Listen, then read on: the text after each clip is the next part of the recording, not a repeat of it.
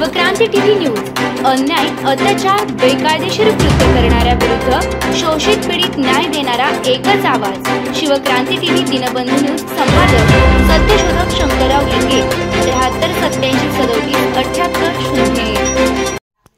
निवेदन दिनांक 1 ऑक्टोबर 2024। मुख्यमंत्री एकनाथ शिंदे साहेब, महाराष्ट्र राज्य मंत्रालय, मुंबई।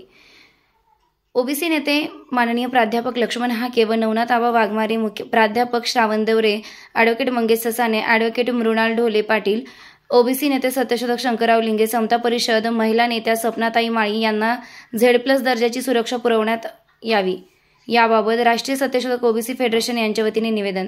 आम्ही राष्ट्रीय सत्यशोधक ओबीसी फेडरेशन, संपूर्ण ओबीसी आरक्षण कमिटी व संपूर्ण महाराष्ट्र ओबीसी समाज यांच्या वतीने निवेदन देतो की 30/9/2024 रोजी सायंकाळी पुण्यामध्ये ज्या प्रकारे ओबीसी नेते माननीय प्राध्यापक लक्ष्मण हाके सर यांच्यावर पाळत ठेवून काही मराठा समाजाच्या विकृत बुद्धीचे झुंडशाही नवयुवकांनी गुंडाळली, ओबीसी नेते माननीय लक्ष्मण हाके सर यांना ज्या पद्धतीने बेबनावी आरोप करत त्यांना जीव मारण्यासाठी ताब्यात घेऊन दबाव टाकून अघोरी कृत्य केलं व त्यासोबत त्यांच्या हाताला मानेला दाबून त्यांचा जीव कसा घेता येईल असं कृत्य केलं। त्यामुळे स्वराज्य सेनेचे अध्यक्ष संभाजी भोसले कोल्हापूर व त्यांच्या हे अघोरी कृत्य केलेल्या कार्यकर्त्यांवरती जीवे मारण्याचा गुन्हा दाखल करून पोलीस अधिकारी यांनी अहवाल सादर करावा व ज्या पद्धतीने मराठा युवकांच्या झुंडशाहीनं प्रशासनाला न घाबरता जी अरेरावीची भाषा वापरून त्यांचा जीव घेण्याचा प्रयत्न केला, हे सगळे कृत्य बघता ओबीसी आरक्षण नेते प्राध्यापक लक्ष्मण हाके व भविष्यात नवनाथ वाघमारे यांच्या पण जीविताला याच पद्धतीचा धोका असल्याचं दिसून येतं।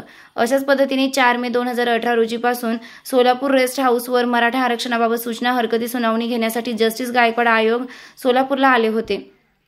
त्यावेळी 200 गुंडांनी ओबीसी नेते शंकरराव लिंगे यांच्यावर हल्ला केला, त्यांच्याकडील निवेदन घेऊन फाडण्याचा प्रयत्न केला, त्यांना सुनावणीसाठी जाण्यासाठी मज्जाव केला, त्यांच्या तोंडाला झेरॉक्सची केमिकल युक्त काळी शाई लावून त्यांचे कपडे फाडले, मारहाण केली, धक्काबुक्की केली, शिवीगाळ केली। काळी शाई लावल्याने त्यांच्या डोळ्याला इजा झाली, रेटिना फाटला, डोळ्याचे ऑपरेशन करावे लागले, त्यामध्ये त्यांची 70% नजर कमी झाली। आजही त्यांच्यावर उपचार चालू आहेत।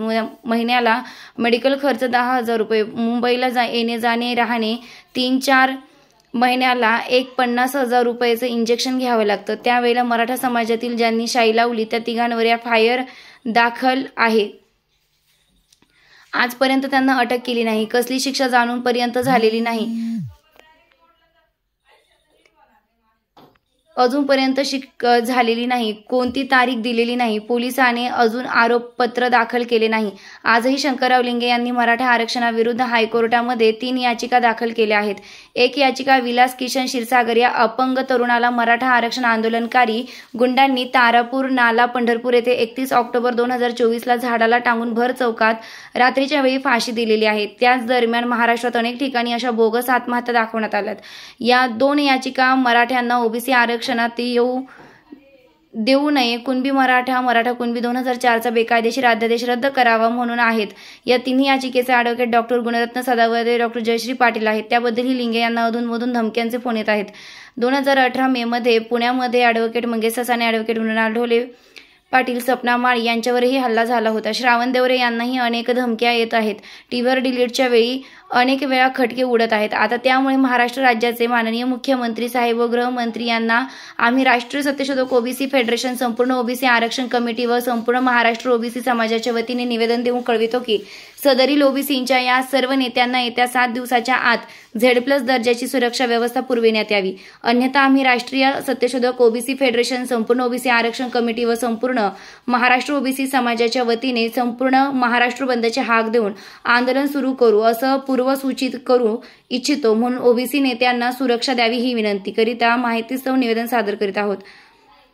जर या निवेदनानंतर आपण कोणतीही कार्यवाही न करता उद्या जर भविष्यात ओबीसींच्या सर्व नेत्यांच्या जीविताला कोणत्याही प्रकारचा काही कमी जास्त धोका झाला तर याला संपूर्ण महाराष्ट्र पोलीस प्रशासन व राज्याचे मुख्यमंत्री, गृहमंत्री जबाबदार असतील याची नोंद घ्यावी। गृहमंत्रींसोबत महाराष्ट्र राज्य मुंबई, गृह सचिव महाराष्ट्र राज्य मुंबई, पोलीस महासंचालक महाराष्ट्र राज्य मुंबई, जिल्हाधिकारी सोलापूर, माननीय विशेष पोलीस महानिरीक्षक परिक्षेत्र कोल्हापूर।